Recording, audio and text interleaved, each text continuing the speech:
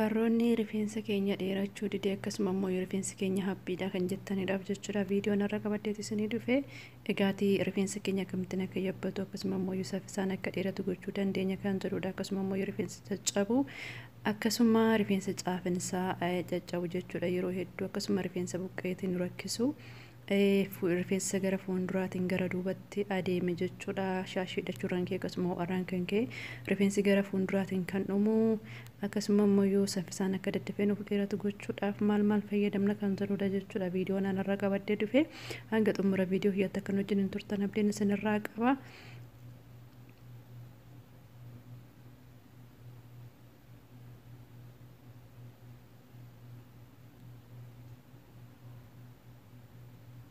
ashama harka fuune akkam jirtu ijoollee Oromoo nagaa keessanii nagaa koo dagalannoo waaqayyoodhaaf haa ta'u akkasuma hordoftoota kennaatu nagaa keessanii nageenya waaqayyoo lafa bakka jirtan hundumaa isiniif haa baay'atu egaatii har'aa viidiyoon ani qabadheeti isinii dhiyaadhee rifeensa haphii akkasuma immoo rifeensi keenya saffisaan akka nu dheeratu akkam gochuu qabnu yeroo jettanii nagaa gaafattanidha egaatii YouTube kee subscribe gochuu akkasuma share like gochuu hin dagatinaa isinin jedha gamanumaan gara hojii keenyatti dabarre jechuudha. Egaatii wanta narra qabadde dhufee wanta addaa miti wantuma durallee hojjechaa turedha jechuudha roozii fi akkasuma immoo shunkurtii roozii rifeensi keenya saffisaan akka dheeratuu fi akkasuma immoo rifeensa lasallasee kan akka hin caccabne akkasuma rifeensa lallaafaa akka nuuf ta'u nu gargaarudha jechuudha akkasuma immoo shunkurtiin rifeensa keenya baay'isuu irratti fi saffisaan akka dheeratu kan nu gargaarudha jechuudha kana lamaanuu bakka tokkotti akkamitti fayyadamna kan jedhudha jechuudha irra egaatii roozii burcuqqoo shaayii lama akkuma asitti naqanii argitanii sana booda ni dhiqna jechuudha maaliif huura adda addaa waan qabuudhaaf haala kanaan dhiqna jechuudha egaatii viidiyoo tana dura darbe irratti illee argitan jirtu jechuudha haala salphaadhaan immoo akkamitti fayyadamuu dandeenya kan jedhudha egaa dhiqneetii booda egaatii ni affeella jechuudha haaluma argitan kana biraddistitti abidda irratti ni affeella jechuudha wanta akka ittiin goonuu bishaan duwwaadhaan jechuudha soogidda yookiin wanta tokko ittiin godhina bishaan duwwaa bichaadhaan affeella egaatii daqiiqaa 10 wanta akkasii erga affeellameetii booda haala kanaan saayinaa duwwaa qopheeffatanii ni dhimbiibdu jechuudha viidiyoo irratti isin argitan jedhetanii yaada erga dhimbiibdanii booda kan itti fayyadamnu maadha bishaan isaa duwwaadha jechuudha egaatii asirratti wanti isin jechuu barbaadu roozii hin gannaqina maaliif qulqulluudha waan ta'eedhaaf nyaachuu ni dandeessu jechuudha egaatii bishaan isaa duwwaa barbaanna waan ta'eedhaaf bishaan isaa akkuma argitan kana keessaa dhimbiibneetii jira jechuudha egaatii roozii duwwaa dibachuu ni dandeenya bishaan isaa duwwaa dibachuu ni dandeenya jechuudha akkasuma immoo zayitii barbaannu yoo itti fayyadamne itti goone bareedaadha jechuudha ana zayitii suufii jedhama afaan keenya natti fakkaata zayitii suufidha egaatii sanii firaawars kan jedhullee zayitiin kun hedduu na fayyadeetiin jira jechuudha maal rifeensa lasallasiisu akkasuma immoo rifeensa forooforii qabuuf baay'ee bareedaadha jechuudha itti fayyadaman isinin jedha sumaanii akkasuma kokonat ooyilii zayituunii almandi ooyilii zayitiidhuma qabdan itti dabaltanii fayyadamuu dandeessu jechuudha egaatii erga zayitiitti naqneetii booda haala kanaan inni waliin dhoofna jechuudha waliin dhoofne hanga inni qorutti ni teessifna zayitii garuu yeroo itti gochuu qabdan yeroo moo asantu sotti gotanii bareedaadha egaatii haala kanaan erga waliin dhoofneetii booda ni teechifna jechuudha sana booda shunkurtii haala kanaan ni qopheeffanna qola isaa erga irraa quncisneetii booda ni faaqna jechuudha akkasuma warroonni maashinii qabdan immoo maashiniitti daakuu dandeessanii haala kanaan quncisee xumura isin jiraanii maashinii xiqqaa waan hin qabneef nan faaqa jechuudha egaatii shunkurtii kiyyaa faaqee fixeetiin jira warroonni maashinii qabdan maashiniitti sodaaktanii bareedaadha maaliif asirratti bishaan isaa hedduu keessa isin bahu isin gargaara jechuudha egaatii zayiticha shunkurtii haala kanaan keessaa ni dhimbiibna jechuudha bishaan isaa qofaadha kan fayyadamnu yeroo hedduu ijoolleen shunkurtiin foolii qaba wanta akkasii yeroo jettan dhagaa jechuudha garuu shunkurtiin wanta biraatiin walitti maknee yoo fayyadamne agarsuun fooliin isaa nama jedhee yaadu isa lammataa immoo rifeensa keenya bareechifachuudhaaf jecha wantuma ta'e illee yoo fayyadamne ana badaadha jedhanii yaadu yeroo hedduu waan fayyadamuuf jechuudha. Ni dhiqanna waan ta'eedhaaf booda shaampoodhaan waan dhiqannuuf foon isaa nurraa badaa jechuudha.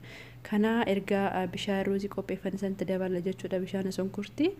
Haala kanaan walitti maknee bakka tokkotti baxaxuudhaan hundumaa bakka tokkotti ni fayyadamuu ni dandeenya jechuudha. Akkasuma bishaan ruuzii duwwaa fayyadamuu warroonni barbaadanis ni dandeessu. Akkasuma immoo shunkurtii duwwaa fayyadamuu warroonni barbaadanis ni dandeessu jechuudha. Ani bakka tokkotti fayyadamuun bakka tokkotti faayidaa hedduu akka argachuu nu gargaaruudhaaf jechuudha. Egaati haala kanaan gara rifeensa dibachuu keenyatti deemna jechuudha.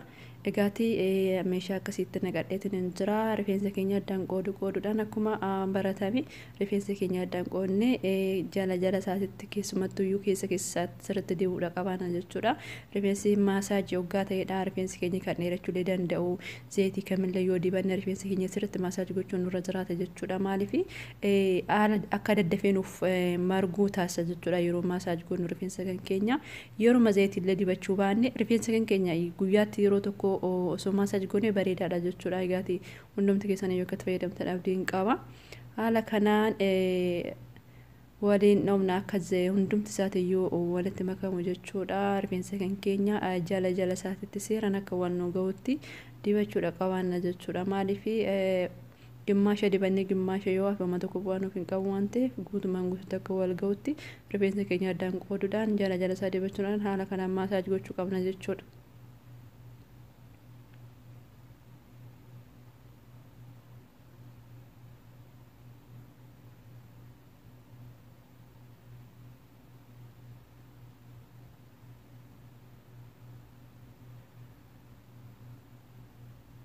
Rifeensi keessan qarqarsaa kan caccabu akkasuma immoo kan rifeensi keenya qarqarri rifeensi habashaa hundumtuu jechuudha. Qarqarri rifeensi keenya lasoo hedduu jajjabaata. Haala kan itti dibnee maasaaj gochuun dirqama jechuudha. Rifeensi keenya akka caccabe toonu harkaa hin banne rifeensa keenya wantuma arganneen kunuunfachuu dandeenya.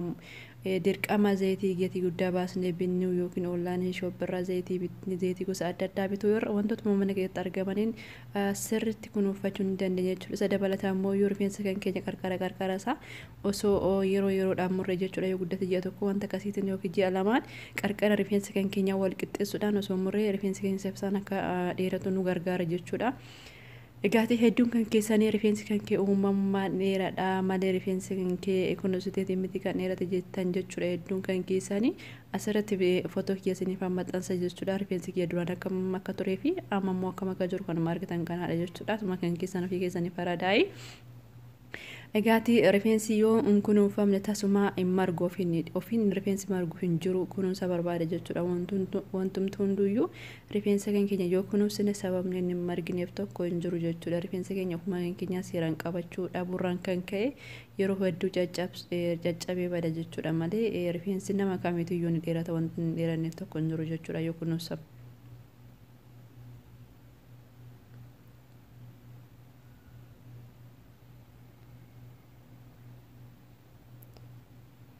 Egaati viidiyoo addaan kutaatiin isiniif hojjedha jechuudha. Hunda waraabuudhaaf sa'aatiin sanatti dheerata. Hedduun kan keenya sa'aatii dheeraa teenyeen viidiyoo dhaggeeffachuun sidanuuf hin mijanneedhaaf jechuudha. Danda'amaa ta'een viidiyoo gabaabsisanii hojjechuuf hin yaala jechuudha. Viidiyoon kan kuwaa daqiiqaa 10 yookiin sanaa gadi ta'uu qaba jechuudha. Dirqama maaliif namni sa'aatii dheeraa taa'ee viidiyoo ilaaluun namaaf hin mijatu waan ta'eedhaaf viidiyoo yeroo hedduun kan gaggabaabsu. Egaati hundumti keessanii yoo akka ilaaltanitti fayyadamtan abdiin sanarraa qabaa yoo gaafii qabaattan immoo koomentii kiyya jalatti nama barreessuudhaan akkasuma wanta isin hin galle aga danda'ama ta'an isiniif deebisa wanta hin beekurraa jechuudha yeroo hedduu. Egaati yuutuubii kiyya sabiskiraayib gochuudhaan akkana jechuudha abdiin sanarraa qaba.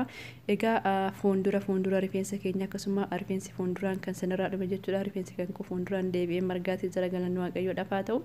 Egaati fuuldura rifeensa kan keessan maasaaj gochuudhaan dibadhaan sidan jedha.